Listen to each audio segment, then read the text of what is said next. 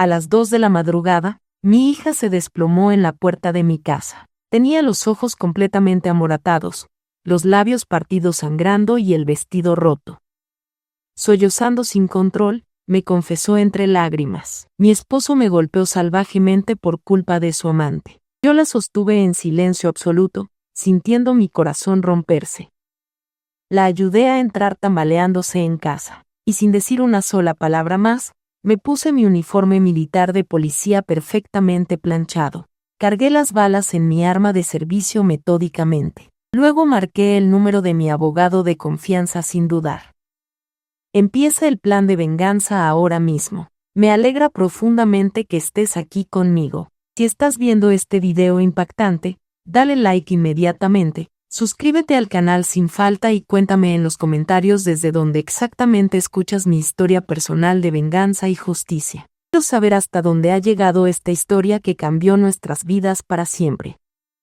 Acababa de apagar la televisión ruidosa y me dejé caer exhausta en el sofá viejo con los ojos entrecerrados después de un turno largo y completamente agotador de 18 horas. Ser oficial de policía en este pueblo pequeño no siempre era cuestión de vida o muerte. Pero ese día particularmente difícil me había tocado separar una pelea violenta en la cantina Los Portales y luego escribir el informe detallado hasta pasada la medianoche. El cuerpo entero me pesaba como plomo. Solo quería dormir profundamente sin interrupciones. Afuera, en la calle oscura, los ladridos agresivos de los perros callejeros se mezclaban con el zumbido molesto de las motos de los muchachos del barrio que pasaban a toda velocidad haciendo escándalo.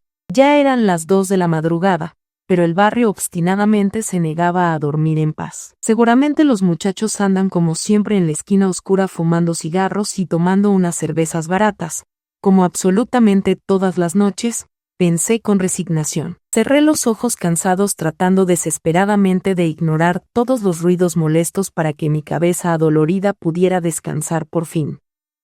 De repente, unos golpes apurados y desesperados sonaron violentamente en la puerta de entrada, tan fuertes y urgentes que me levantaron de un brinco sobresaltado. El corazón se me aceleró inmediatamente y mi instinto entrenado de oficial de policía se activó automáticamente. ¿Quién podría estar tocando así de desesperado estas horas tan tardías de la madrugada? Caminé rápidamente hacia la entrada, agarrando instintivamente con fuerza una silla de madera por si acaso necesitaba defenderme. ¿Quién es?, pregunté con voz firme hacia afuera, con el tono un poco tembloroso, no exactamente de miedo, sino porque sentía profundamente que algo terriblemente malo estaba pasando justo ahora. Nadie contestó claramente. Solo se oyeron un par de golpes más débiles y angustiados, seguidos de una voz completamente entrecortada y temblorosa que apenas podía articular palabras.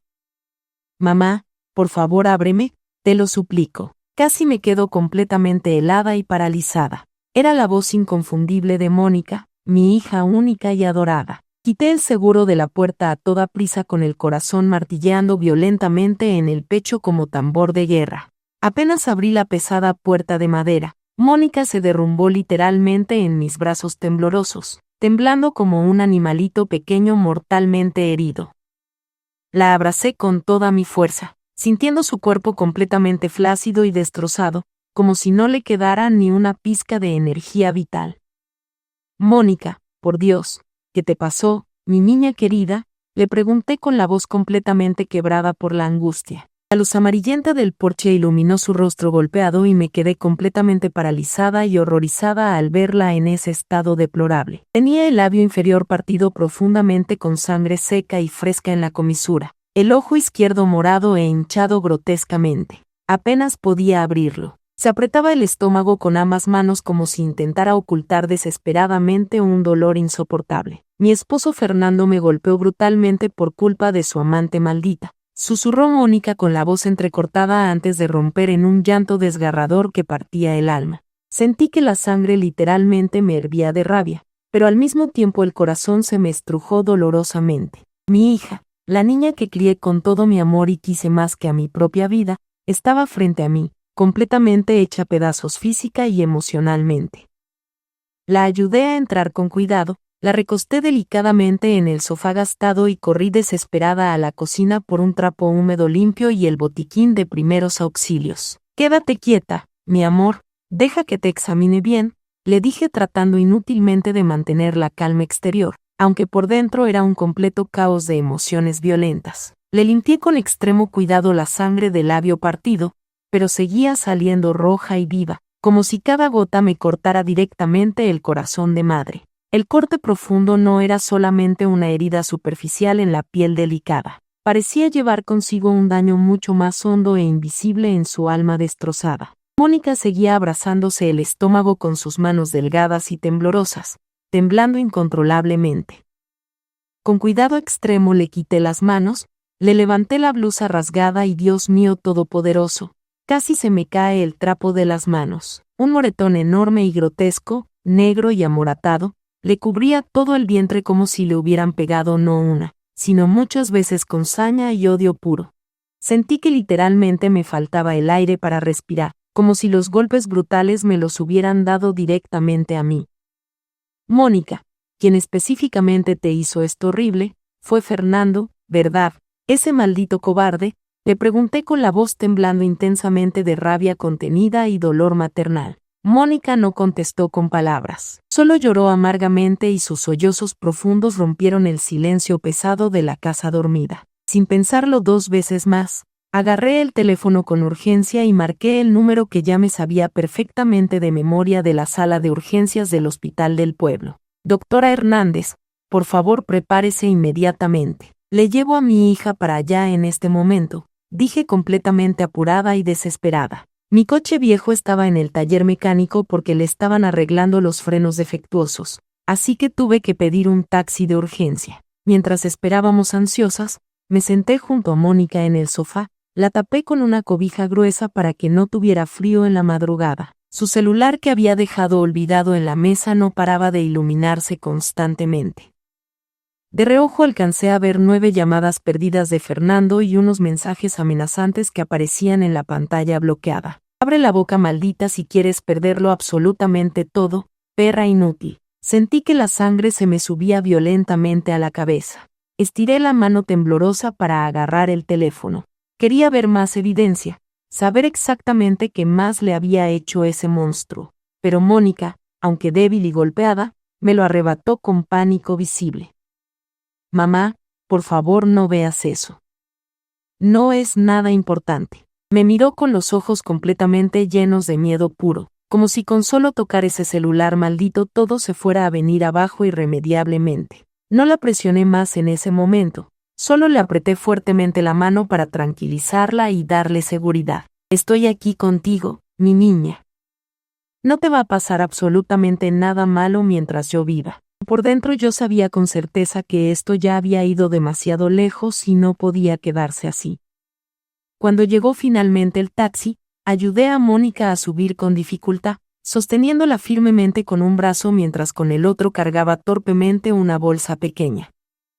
De camino al hospital moderno, Mónica iba encogida dolorosamente con la cabeza apoyada en mi hombro, repitiendo una y otra vez como disco rayado: «Perdóname, mamá.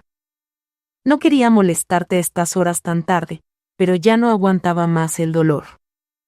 Tuve que venir corriendo desesperada. Cada palabra angustiada que decía era como una puñalada directa en mi corazón de madre. Yo era su madre protectora. Le había prometido solemnemente protegerla toda la vida contra cualquier peligro. Y ahora tenía que venir a buscarme en medio de la noche oscura, completamente destrozada por el hombre en quien alguna vez confié ciegamente para cuidarla. El taxi se detuvo frente al hospital iluminado, donde la luz blanca y fría de un letrero de neón parpadeante iluminaba las palabras «Sala de urgencias». Ayudé a bajar a Mónica, mi hija adorada, que apenas se sostenía en pie por sí misma. Su cuerpo seguía temblando incontrolablemente y se apretaba el estómago como si se aferrara a sus últimas fuerzas de vida. Le apreté la mano con amor, tratando de que no sintiera como mi corazón latía completamente desbocado. «Estoy aquí contigo. No tengas miedo de nada», le susurré suavemente, aunque yo también estaba absolutamente aterrada por dentro. La doctora Patricia Hernández, que estaba de guardia nocturna, ya nos esperaba preocupada en la puerta principal. Miró a Mónica con horror, luego a mí, con una expresión profunda de preocupación genuina, pero no dijo nada innecesario. Solo le hizo una seña rápida a una enfermera experimentada para que llevara inmediatamente a mi hija a una sala de revisión privada. Yo la seguí caminando, sintiendo los pies pesados como plomo, como si arrastrara cadenas invisibles. Cuando la enfermera le quitó cuidadosamente la delgada chamarra rasgada a Mónica, casi me quedo completamente sin aire en los pulmones. Además de los golpes evidentes en la cara hinchada, tenía los hombros delicados y las muñecas llenos de marcas horribles de crueldad pura.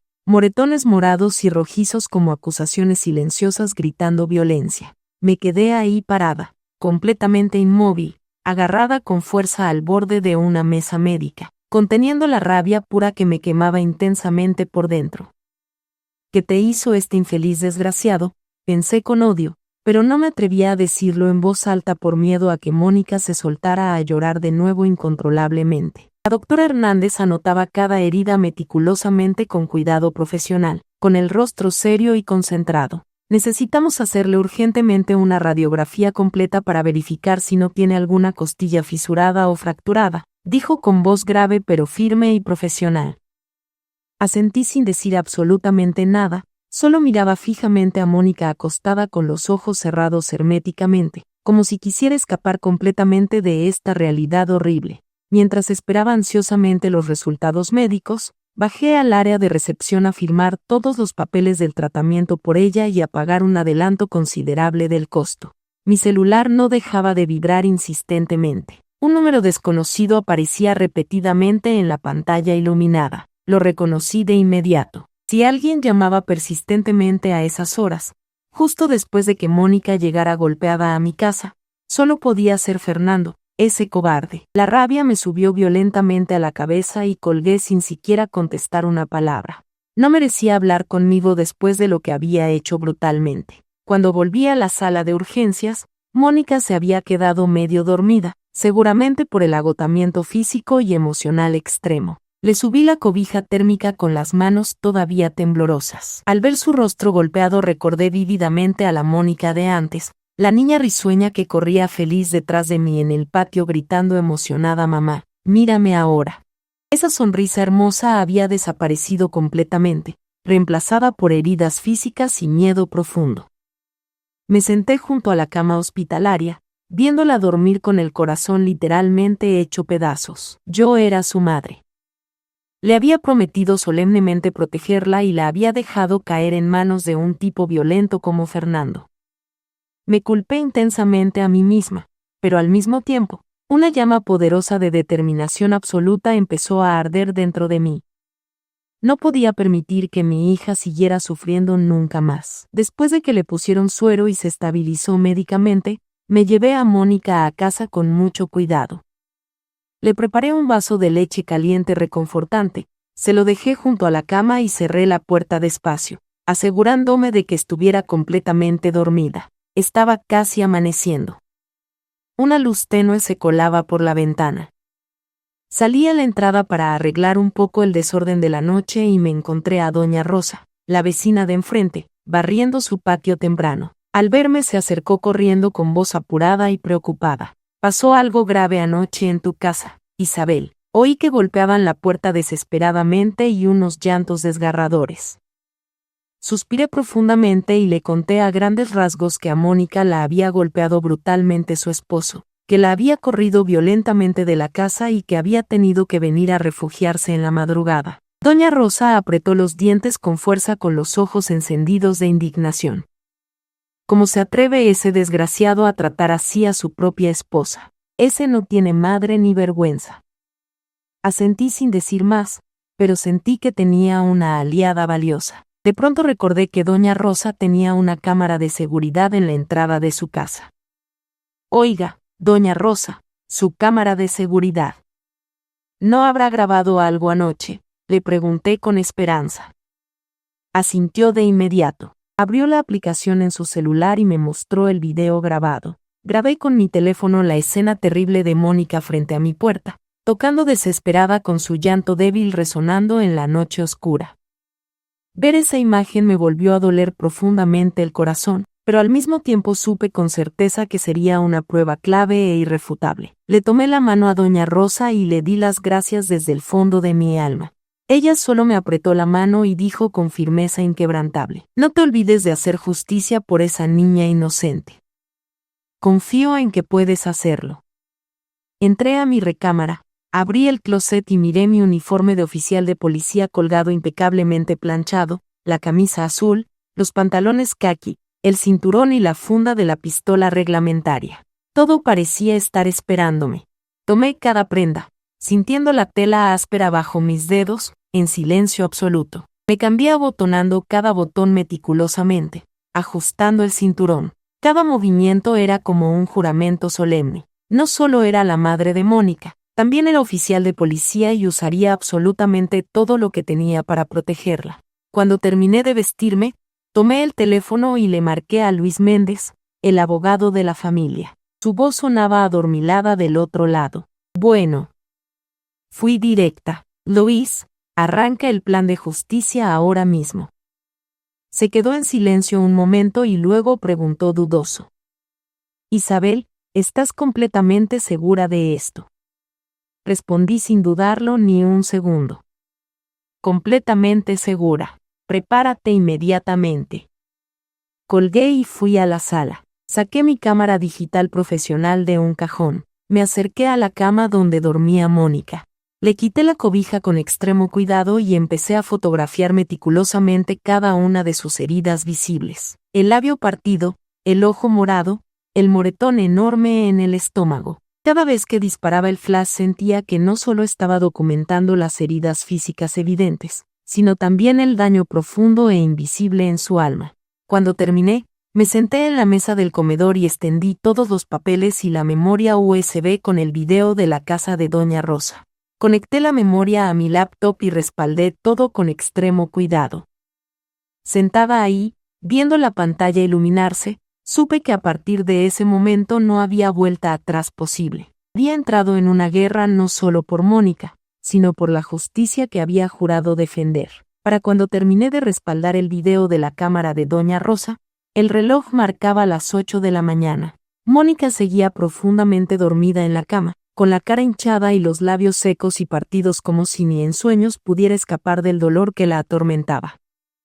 Entré en silencio a la cocina y preparé un plato de caldo de pollo casero. El olor a cebolla y hierbas aromáticas llenó el aire. Le llevé la charola a la cama y la desperté con extremo cuidado. Abrió los ojos con la mirada cansada y perdida y se sorprendió al verme ahí, vestida con el uniforme completo de oficial de policía. «Mamá», murmuró débilmente y luego negó con la cabeza. «No tengo hambre». Me senté a su lado, tratando de que mi voz sonara lo más suave posible para estar fuerte y seguir adelante. «Tienes que comer algo, mi amor». Sara me miró con los ojos llorosos y a regañadientes tomó la cuchara, tragando a duras penas cada bocado. Verla así me apretaba el corazón de madre. Hacía apenas unos años, Mónica era una muchacha radiante, siempre sonriendo, llenando la casa de alegría contagiosa. Ahora estaba ahí, destrozada como una sombra de sí misma. Decidí llevarla de nuevo al hospital para otra revisión completa. El moretón del estómago no me dejaba tranquila ni un momento. La doctora Patricia Hernández nos recibió en urgencias con el rostro serio, pero sin decir mucho. Pidió una tomografía completa para asegurarse de que no hubiera una hemorragia interna mientras esperábamos los resultados. Me senté en la sala de espera, saqué mi laptop y conecté la memoria USB.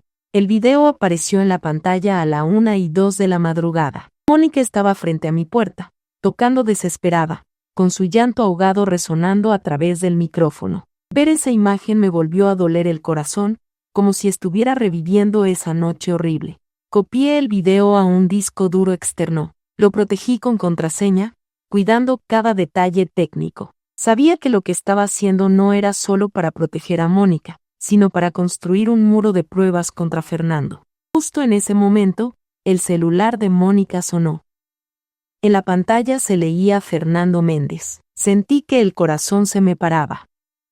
Agarré el teléfono antes de que Mónica pudiera reaccionar y lo apagué de inmediato. Mónica me miró aterrada. «Mamá, si se entera de que hablé contigo, no me va a dejar en paz nunca». Su voz temblaba, como si el simple hecho de mencionar su nombre la hundiera en la oscuridad. Le apreté la mano con fuerza, intentando calmarla. Estoy aquí, mi niña. No te va a pasar nada, pero no dije más.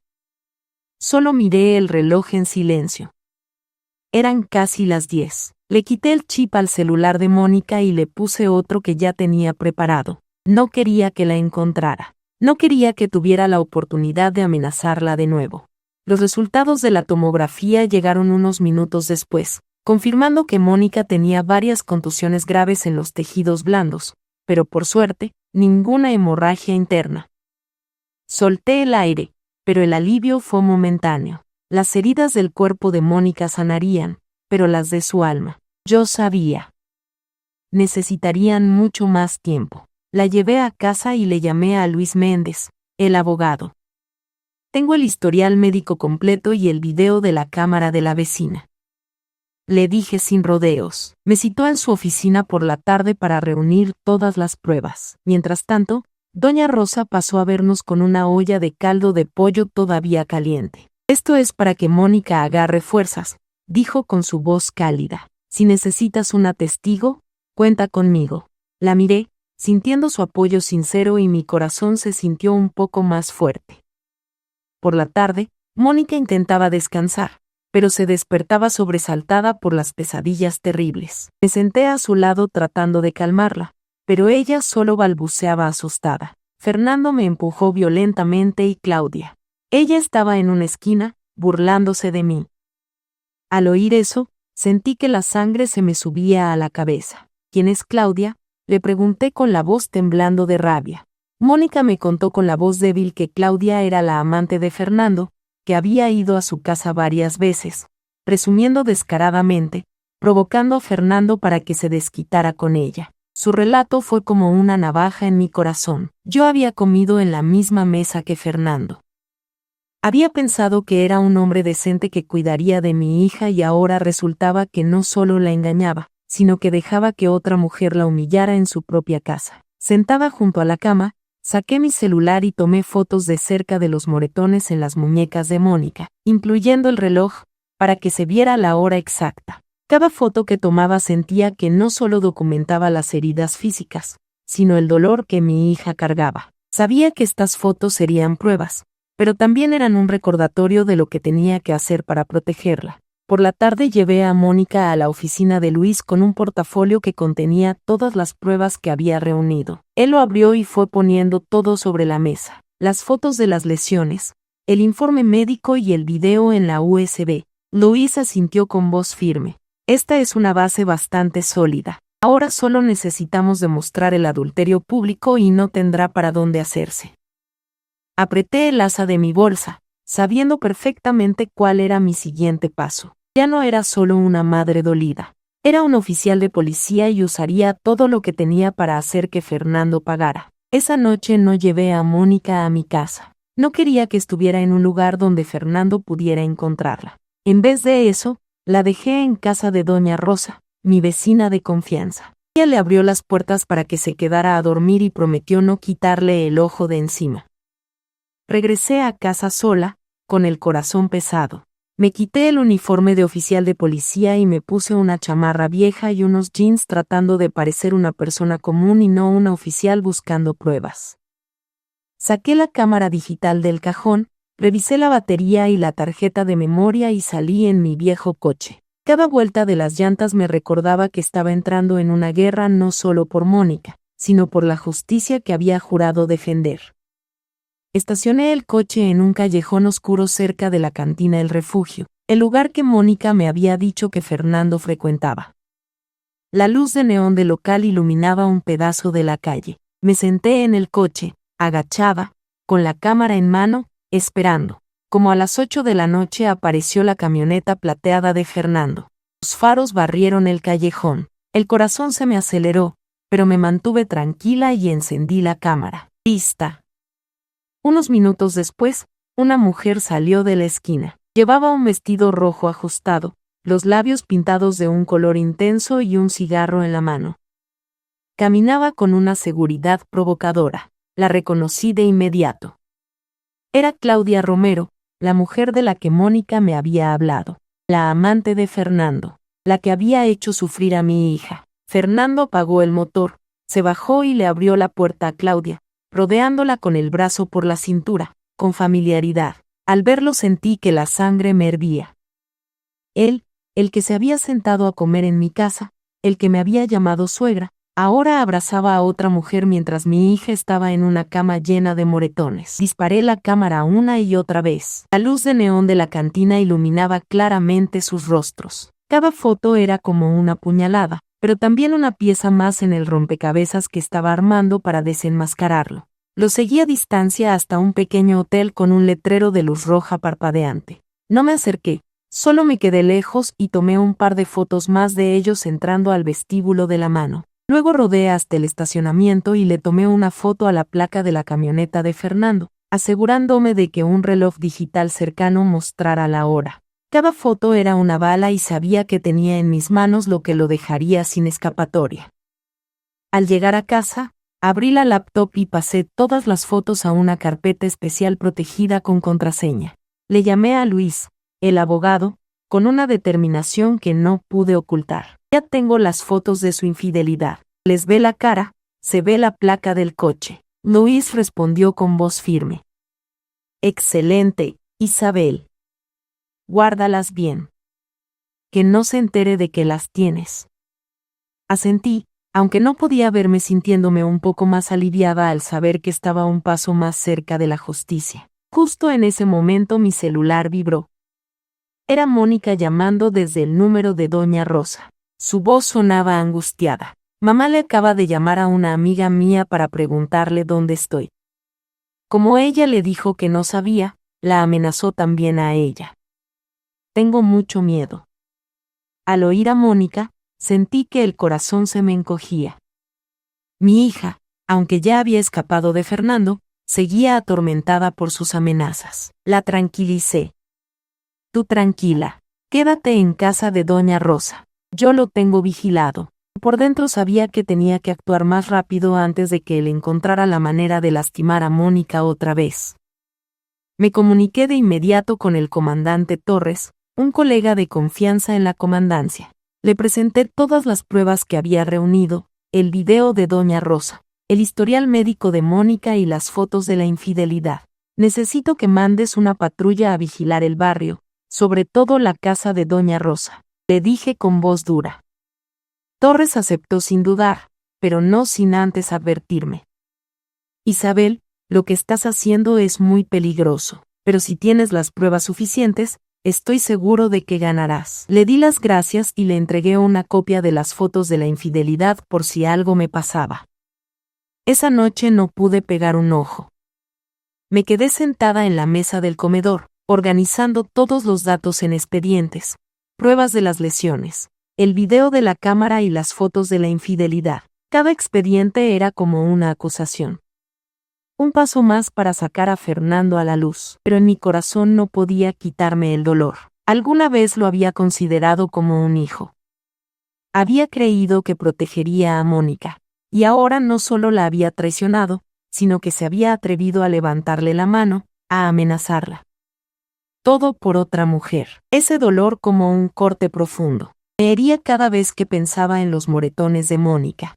A la mañana siguiente llevé a Mónica con Ana Quiroga, una psicóloga que Luis nos había recomendado. Mónica necesitaba ayuda para superar el trauma de los días de maltrato. Me quedé en la sala de espera con el corazón encogido. Ver a mi hija entrar al consultorio caminando lento, con los hombros caídos.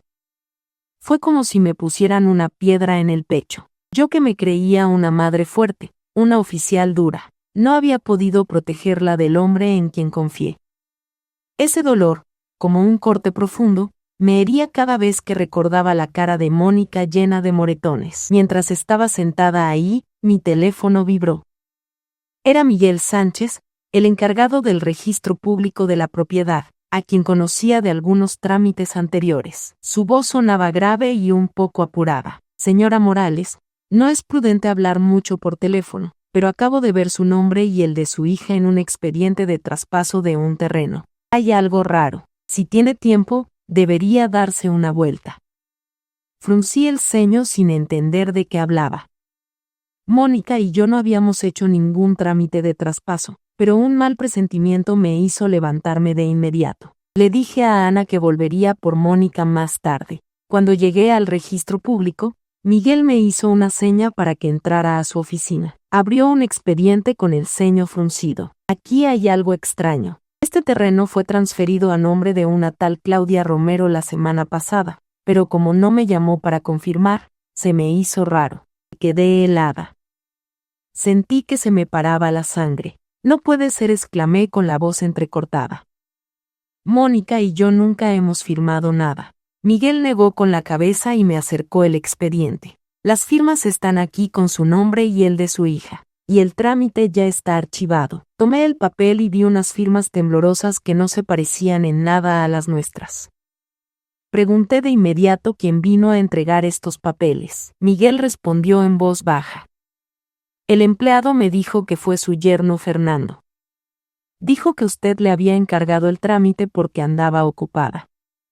Al oír eso sentí que la sangre me hervía en la cabeza. Fernando no solo había golpeado a Mónica, no solo la había engañado, sino que se había atrevido a falsificar nuestras firmas para robarse el terreno, la herencia de mi padre, lo que mi familia había cuidado por años. Traté de mantener la calma y le pedí a Miguel una fotocopia del expediente. Él suspiró. Seguramente alguien de aquí adentro le ayudó con el trámite. Antes de irme me susurró Isabel. Esto es peligroso. Tenga cuidado que no se sepa en la oficina que yo le dije. Asentí. Le di las gracias y le prometí que no lo delataría. Por dentro sentía que caminaba sobre espinas. Fernando no era solo un hombre violento. Era un manipulador dispuesto a todo para salirse con la suya. Por la tarde pasé a recoger a Mónica de su terapia. Se veía cansada, pero su mirada ya no era de pánico. La llevé directamente a la oficina del abogado Luis con la fotocopia de los papeles falsos. Luis los revisó con cuidado, golpeando la mesa con los dedos y dijo con firmeza: este es el tiro de gracia. Ahora también tenemos pruebas de fraude. Suficiente para que no tenga escapatoria. Mónica, sentada a mi lado, escuchaba en silencio, pero sus ojos se llenaron de lágrimas. Mamá se atrevió a falsificar las firmas para robarse el terreno del abuelo. Dijo con voz temblorosa, entre dolida e indignada. Le tomé la mano y se la apreté tratando de darle un poco de fuerza. Pero yo también luchaba contra mi propio dolor. Ese terreno no era solo una propiedad, era un recuerdo. Era el sudor de mi padre, algo que nuestra familia había cuidado por generaciones. Y Fernando se había atrevido a pisotearlo todo solo por su ambición y su traición. Esa noche me reuní con el comandante Torres y le entregué la copia de los papeles falsos. Él asintió con la mirada seria. Sus pruebas son muy sólidas. Le aseguro que no se va a escapar. Le di las gracias, pero seguía con un peso en el corazón. Al llegar a casa, guardé todos los documentos bajo llave en la pequeña caja fuerte de mi recámara. El reloj marcaba casi la medianoche, pero no tenía nada de sueño. Me quedé sentada en la oscuridad, pensando en Fernando, en lo que le había hecho a Mónica, a nuestra familia. Ese dolor, como un fuego lento, me quemaba y me impulsaba a la vez. Sabía que había llegado el momento de enfrentarlo directamente. No había otra opción. El sábado por la mañana dejé a Mónica en casa de Doña Rosa, el lugar más seguro para ella en ese momento. El comandante Torres había puesto a alguien a vigilar afuera y yo sabía que estaría protegida, pero mi corazón no estaba tranquilo. Me puse ropa de civil, una chamarra vieja y unos jeans, pero escondí en mi bolsa un expediente con las pruebas que había preparado cuidadosamente. Las fotos de las lesiones de Mónica, el video de la cámara de la vecina, el informe del hospital y la fotocopia de los papeles falsos del terreno. Conduje mi viejo coche hasta la casa de empeño de Fernando, el lugar donde hacía sus negocios y presumía su poder en el pueblo. Cada vuelta de las llantas me recordaba que esto no era un simple viaje, sino una confrontación inevitable. La casa de empeño estaba abierta. Un olor a aceite de máquina y cigarro me golpeó en la cara. Dos de los secuaces de Fernando estaban acomodando cosas en los estantes y me miraron de reojo cuando entré. Uno de ellos sonrió con burla. Miren, llegó la suegra. Los ignoré y caminé directo a la oficina del fondo donde Fernando estaba sentado, contando dinero con fajos de pesos apilados sobre un escritorio de madera. Levantó la cabeza y esbozó una sonrisa falsa. ¿Qué pasó? Suegra. Oficial tan desocupada. Anda que tiene tiempo de visitar al yerno. Su voz estaba cargada de sarcasmo, pero no le hice caso. No había ido a discutir ni a platicar. Puse el expediente sobre el escritorio. Cada página era como una acusación. Las fotos de los moretones de Mónica. El video de la cámara de Doña Rosa con el llanto de mi hija en la madrugada. El informe del hospital detallando sus lesiones y la fotocopia de los papeles falsos que se había atrevido a firmar por mí y por Mónica. Fernando les echó un vistazo. Su rostro cambió por un instante, pero rápidamente recuperó su aire de confianza, ocultándolo con una sonrisa de desprecio. ¿Y qué con estos papelitos? Tengo mejores abogados que usted. Lo miré a los ojos con voz fría. No vine a discutir contigo. Si quieres ver quién tiene la razón, nos vemos en el juzgado. Se levantó de golpe con la voz contenida, como si le hubiera tocado el orgullo. ¿Quién se va a atrever a tocarme? ¿Quién se me va a poner en contra en este pueblo? No me inmute. Lo miré fijamente a sus ojos arrogantes. Yo.